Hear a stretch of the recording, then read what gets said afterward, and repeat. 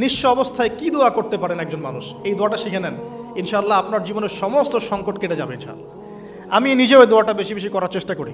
দোয়াটা হচ্ছে, মুসা আলাইহিস সালাম একটা গাছের নিচে হেলান দিয়ে বসলেন, বসে দেখলেন দুজন মেয়ে দাঁড়িয়ে আছে দূরে, পানি নিতে পারছে না, লোকজন পানি নিয়ে যাচ্ছে, ওরা দাঁড়িয়ে আছে বেচারি। মুসা আলাইহিস সালাম গিয়ে বললেন, কি সমস্যা আপনাদের? এটা নিয়ে আপনারা আবার মেয়েদের সাথে কথা বলার চেষ্টা করেন না, ঠিক আছে? তো মাহারাম গায়রা মাহারাম মেনে চলে। তারা বললো যে আমাদের বাবা অনেক বৃদ্ধ মানুষ, আমরা পানি নিতে পারি না যতক্ষণ না আমাদের কম পানি নিয়ে চলে যায়।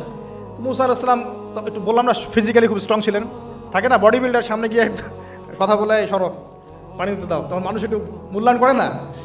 তো মুসা আলাইহিস সালাম এভাবে পানি নিয়ে দিলেন এবং বাছুরদেরকে পানি পান করালেন, করিয়ে গাছের নিচে এসে বসে আছেন। বসে বসে তিনি দোয়া করছেন, এই যে দোয়াটা তিনি দোয়া করছেন, রব্বি, একটা নেক কাজ করলেন, নেক কাজ করলেন না, মানুষের উপকার করলেন, নেক কাজ করে এসে গাছের নিচে বসে দোয়া করছেন, আল্লাহ এখানে তো আমার খাবার পানি বাসস্থান কিছুই নাই, আমি কি করব? রব্বি ইন্নি লিমা আনজালতা ইলাইয়া মিন খায়রিন ফাকির, রব্বি ইন্নি লিমা আনজালতা ইলাইয়া মিন খায়রিন ফাকির। আবার বলেন, রব্বি ইন্নি লিমা আনজালতা ইলাইয়া মিন খায়রিন ফাকির। অর্থ হচ্ছে, হে আল্লাহ, তুমি তোমার পক্ষ থেকে আমার উপরে যে নেয়ামতগুলো দিবে, আমি এর জন্য ফকির হয়ে বসে আছি আল্লাহ। অর্থ বুঝে পড়বেন ভাই, নামাজ রোজা হজ যাকাত যাই করেন আল্লাহর ওয়াস্তে অর্থ বুঝে পড়বেন। অর্থ বুঝে পড়লে আপনার ইবাদতের স্বাদ পাবেন, তৃপ্তি পাবেন, আল্লাহর সাথে কানেকশন হবে, আল্লাহর নূর পাবেন, মাআরিফত পাবেন, সত্য স্বপ্নও দেখবেন তখন ইনশাআল্লাহ। তখন শুয়ে সত্য স্বপ্ন দেখবেন ইনশাআল্লাহ। আল্লাহ পাক তৌফিক দান করুন। এবার আল্লাহ পাকের সাহায্য নেমে আসলো, ওই দুই মেয়ের মধ্যে একজন হেঁটে হেঁটে চলে আসছে। এবার এই মেয়ের হাঁটা সম্পর্কেও কোরআন কথা বলেছে, সুবহানাল্লাহ। এই মেয়ে কিভাবে হেঁটে এসেছে এই হাঁটার বর্ণনাও কোরআন দিয়েছে। কোরআন বলেছে এই মেয়ে হেঁটে আসছে লাজুক পায়ে। কি পায়ে? এখন আপনি এই পুরো ওয়ার্ল্ডের মেয়েদের হাঁটা দেখেন, লজ্জা আছে? তাহলে মেয়েদের সাথে লজ্জার একটা গভীর সম্পর্ক আছে। এই মেয়ের প্রশংসা আল্লাহ পাক কোরআনে করলেন, লাজুক পায়ে লাজুক ভঙ্গিতে অবনত নয়নে সে হেঁটে আসলো। এখন আপনি কেলে যান, গো টু খেল, আপনাদের টুইন টাওয়ারে যান, দেখেন সবার হাঁটার চলা দেখেন। হায়া লজ্জার কোনো বালাই আছে এখানে? আমি গত লেকচারে বলেছিলাম যে আদম আলাইহিস সালাম এবং হাওয়া আলাইহিস সালাম, ইবলিস তাদের সাথে প্রথম যে আচরণ করেছে ওই ফল খাওয়ানোর পরে, সেটা কি? তাদের গা থেকে পোশাক খুলে পড়ে গেছে, মানে নগ্ন করে দিয়েছে আমাদের পিতামাতাকে, মহাবিশ্ব নগ্ন করে দিয়েছে কে? ইবলিস।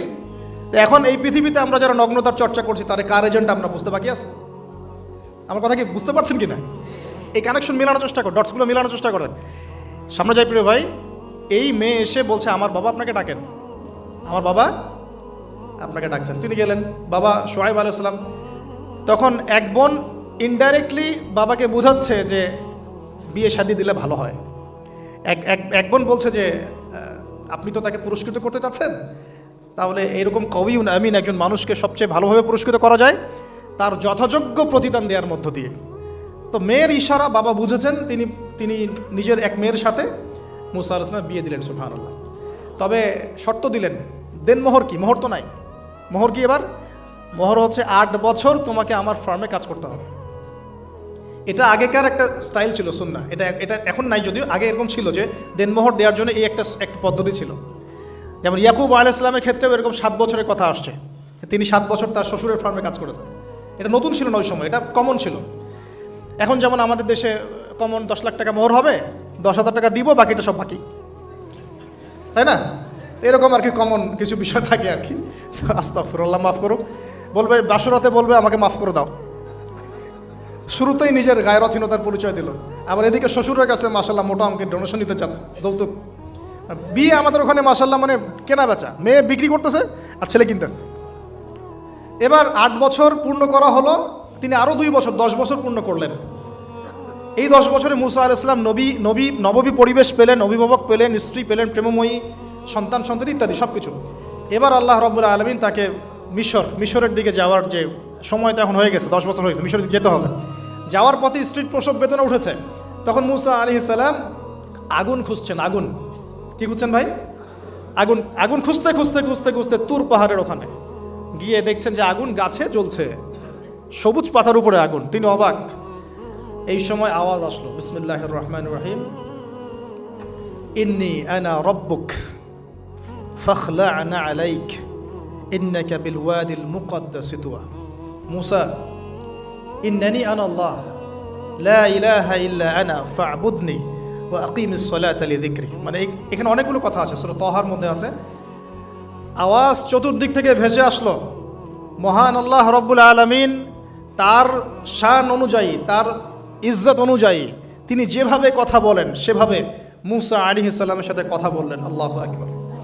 বললেন, ইয়া মুসা, হে মুসা, ইন্নানি আনা আল্লাহ, নিশ্চয় আমি আল্লাহ, লা ইলাহা ইল্লা আনা, আমি ছাড়া কোনো ইলাহ নাই, ফা'বুদনি, তুমি আমার ইবাদত করো, ওয়া আকিমিস সালাতা লিযিকরি, আমার ইবাদতের জন্য সালাত কায়েম করো, আমার জিকিরের জন্য সালাত কায়েম করো, আমার স্মরণের জন্য সালাত কায়েম করো। ফাখলা'না আলাইক, তোমার জুতা খুলে ফেলো, ইন্নাকা বিল ওয়াদিল মুকাদ্দাসি তুয়া, তুমি তুয়া উপত্যকায় আছো, পবিত্র তুয়া উপত্যকায় আছো। আদব শেখানো হলো। এভাবে অনেক কথোপকথন হলো। নবী মুসা আলাইহিস সালাম ভয় পেয়ে গেলেন এবং আল্লাহ পাক আরও কথা বললেন, ওয়ামা তিলকা বিয়ামিনিকা ইয়া মুসা, তোমার ডান হাত এটা কি? মুসা আলাইহিস সালাম বলছেন, ক্বালা হিয়া আসায়া আতাওয়াক্কাউ আলাইহা ওয়া আহুশু বিহা আলা গনামি ওয়া লিয়া ফিহা মাআরিব উখরা, এটা তো আমার লাঠি, এটা দিয়ে আমি ডালপালা পারি, আমার ওই যে গবাদি পশু চড়াই।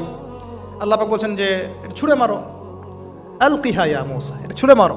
ফালকাহা, তিনি ছুঁড়ে মারলেন, ফাইদা হিয়া হাইয়াতুন তাসা, এবং এটা ছোটাছুটি শুরু করলো, বড় একটা সাপ হয়ে গেল। সুবহানাল্লাহ। এগুলো কোনো গাল গল্প নয়, এগুলো আল্লাহ রাব্বুল আলামিনের মুআজিজা, মুআজিজাতুল কুবরা, এটা বড় মুআজিজা। তিনি পিছনের দিকে দৌড়ানো শুরু করলেন সাপ দেখে, খাইফা ইয়াতারাক্কাব, মানে ভয়ে দৌড়ানো শুরু করলেন।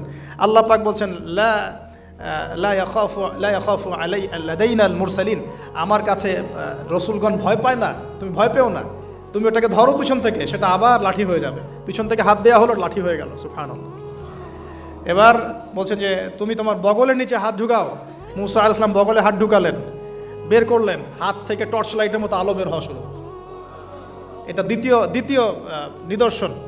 কেন দেয়া হলো নিদর্শন?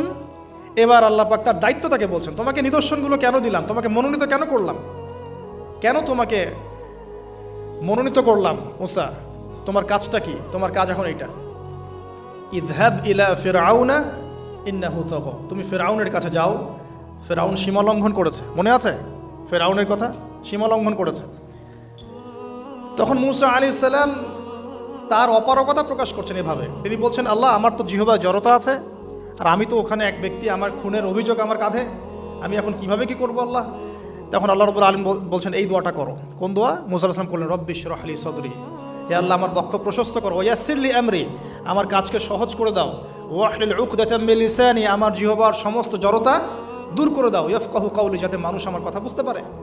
আর আমার সাথে আমার পরিবারের মধ্যে ওযীরুম মিন আহলি, আমার পরিবারের মধ্যে একজন ওযীর আমাকে দাও, সাথী। হারুন আখি, আমার ভাই হারুনকে দান করো। সুবহানাল্লাহ। তা হারুন আলাইহিস সালামকে নবুয়ত দেওয়া হলো। দুজনকে আল্লাহ পাক এখন বলছেন, ইযহাবা ইলা ফিরআউন, তোমরা দুজন এখন ফিরআউনের কাছে যাও।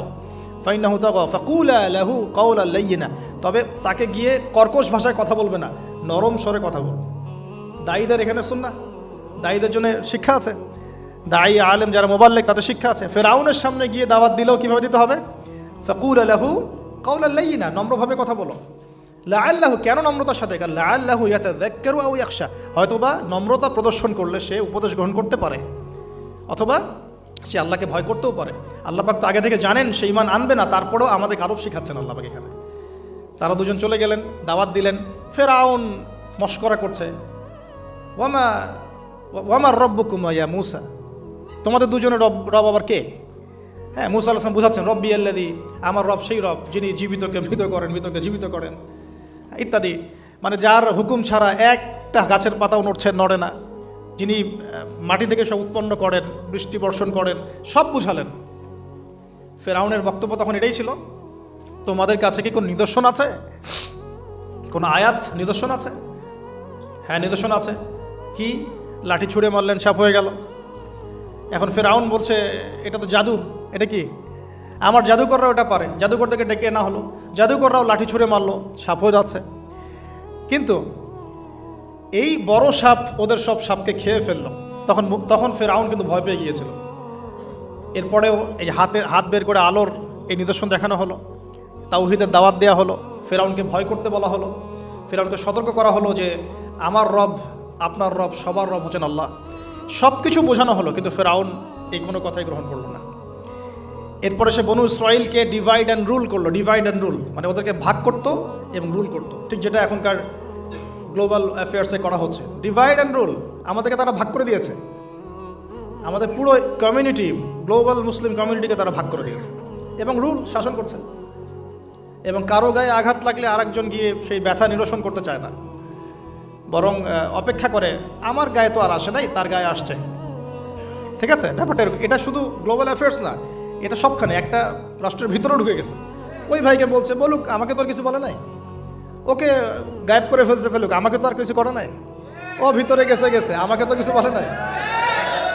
এই আচরণের কারণে আস্তে আস্তে আস্তে আস্তে মুসলিমদের শক্তি সব সংকুচিত হয়ে আসে।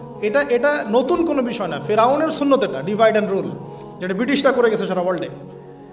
সুবহানাল্লাহ, দেখুন সব কিছু ওরা কোরআন থেকেই নিচ্ছে মনে হচ্ছে আমার কাছে। তো এখন একটা দুইটা না, নয়টা পরীক্ষা ফেরাউনকে করা হলো। মুসা আলাইহিস সালাম যখন বলেন দোয়া করেন, তখন গজব উঠে যায়। ফেরাউন তখন এসে বলে যে ঠিক আছে তুমি দোয়া করো, তাহলে আমরা বনু ইসরাইলকে ছেড়ে দিব। যখনই মুসা আলাইহিস সালাম দোয়া করে গজব উঠে যায়, সে আর বনু ইসরাইলকে ছাড়ে না। এখন এভাবে 9টার বর্ণনা আসছে। একবার আসছে পঙ্গপালের শাস্তি, একবার আসছে ব্যাঙের শাস্তি, একবার আসছে মহামারীর শাস্তি, একবার আসছে উকুনের শাস্তি, একবার রক্তের নদী। এরকম 9টা আযাব আল্লাহ পাক দিয়েছেন কাদেরকে?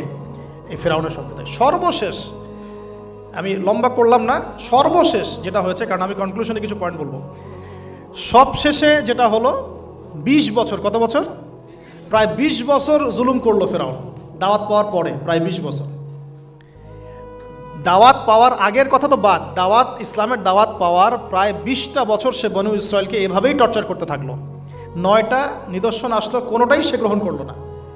এবং সর্বশেষ তার কল ছিল যে আমি ছাড়া তোমাদের কোনো রব আছে এটা আমি জানি না, নাউজুবিল্লাহ। এবং সূরা নাবার মধ্যে আল্লাহ বলেছেন যে ফেরাউন বলেছিল আনা রব্বুকুমুল আ'লা, আমি তোমাদের মহান রব, নাউজুবিল্লাহ। এই ছিল ফেরাউনের শেষ স্টেটমেন্ট। এবার মুসা আলাইহিস সালাম বনু ইসরাইলকে নিয়ে চলে যাচ্ছেন মিশর থেকে। ফেরাউন দলবলে ধাওয়া করছে, সামনে সাগর আর পিছনে ফেরাউনের বাহিনী। মুসা আলাইহিস সালাম এখানে বনু ইসরাইলকে নিয়ে একটা রিম রক বলি আমরা, যেটা পাহাড়ে উঠতে সামনেও যেতে না পারে পিছনেও যেতে না পারে, এরকম একটা অবস্থা। এই সময় মুসা আলাইহিস সালামের গোত্রের কিছু মানুষ বলেছিল যে ইয়া মুসা ইন্না লামুদরাকুন, হে মুসা আমরা তো ধরা পড়ে গেলাম, আমরা মনে হয় আজকে ধরা পড়ে গেলাম। এই অবস্থাতে মুসা আলাইহিস সালাম বলেছিলেন, একটু বোঝার চেষ্টা করেন, পিছনে ফেরাউনের বিশাল বাহিনী, সামনে সমুদ্র, যাওয়ার কোনো জায়গা নাই, একদম কোনো জায়গা নেই, খালি চোখে কোনো জায়গা দেখা যাচ্ছে না। ওই সময় খালি চোখে, বাহ্যিক চোখ দিয়ে কোনো উপায় দেখা যাচ্ছে না। বাহ্যিক চোখে ওই সময় কোনো উপায় দেখা যাচ্ছে না নিষ্কৃতির, নাজাতের। ঠিক এখন সারা ওয়ার্ল্ডে বাহ্যিক চোখে মুসলিমদের নাজাতের কোনো পথ দেখা যাচ্ছে না। বাহ্যিক চোখ দিয়ে কি করবে মুসলিমরা? খালি পড়াশোনা করবে, না কমিউনিটি করবে, না জিহাদ করবে, নাকি তাগুতের এগেনস্টে লড়বে? কি করবে মুসলিমরা? নাকি সারাদিন বসে বসে মসজিদে তাসবিহ টিপবে, নামাজি পড়বে? কি করবে মুসলিমরা? বাহ্যিক চোখ দিয়ে এখানেও কোনো ফয়সালা দেখা যাচ্ছে না। তখন আল্লাহ রাব্বুল আলামিন মুসা আলাইহিস সালামকে একটা পরীক্ষাও নিলেন। একজন বলছে ইন্না লামুদরাকুন, আমরা ধরা পড়ে গিয়েছে। মুসা আলাইহিস সালাম তখন বলছেন দৃঢ় চিত্তে, কাল্লা কাল্লা, কখনো না, ইন্না রব্বি মাইয়া সাইয়াহদিন, নিশ্চয়ই আমার রব আমার সাথে আছেন, তিনি আমাকে পথ দেখাবেন। সুবহানাল্লাহ। তাহলে আজকেও মুসলিমদের সারা ওয়ার্ল্ড ওয়াইড এই চেতনাই থাকা উচিত যে কাল্লা, কখনো না। আল্লাহ ইন্না রব্বুনা মা'ানা, নিশ্চয়ই আমাদের রব আমাদের সাথে আছেন, তিনি আমাদেরকে পথ দেখাবেন ইনশাআল্লাহ। এই সাহায্য নেমে আসতো মুসা আলাইহিস সালামের কাছে। কি সাহায্য? লাঠি ছুঁড়ে মারো, 12টা, একটা দুইটা 12টা রাস্তা হয়েছে, সাগর ভাগ হয়েছে। আল্লাহ পাক তওবা কবুল করলেন না। আল্লাহ পাক বললেন আল আন, এখন, আল আন, এখন, আল আন, এখন, ওয়াকাদ আসাইতা মিন ক্বাবল, এর পূর্বে তুমি তো সারা জীবন আমার অবাধ্যতা করে গিয়েছো। আজকে কি করব শোনো, আল ইয়াউমা নুনাজ্জিকা বিবাদানিক, আজকে তো আমি তোমাকে ক্ষমা করছি না, বরং আজকের থেকে আমি তোমার এই যে বডি, তোমার দেহ বাদান, এটাকে প্রিজার্ভ করব, সংরক্ষণ করব। কেন তোমার দেহটাকে আমি সংরক্ষণ করলাম? আল ইয়াউমা নুনাজ্জিকা বিবাদানিকা, তোমার দেহটাকে আজকে আমি প্রিজার্ভ করে রাখবো। কেন? লিতাকুনা লিমান খালফাকা আয়া, তোমার এই যে ডেথ, এর পরে যত ফেরাউন পৃথিবীতে আসবে, তোমার মতো যত মানুষ পৃথিবীতে আসবে, তাদের সবার জন্য তুমি হবে নিদর্শন। আইডল। তাহলে ফেরাউনের বডিটাকে প্রিজার্ভ করা হয়েছে কেন ভাই? যাতে ফেরাউনি চরিত্র যাদের মধ্যে আছে তাদেরকে আল্লাহ পাক এর মধ্য দিয়ে শিক্ষা দিতে পারেন, জাস্ট এতটুকু। এছাড়া কোনো কারণ আছে? এটা কি আমাদের দেখার কোনো বিষয়? বরকত আছে কোনো? সুবহানাল্লাহ।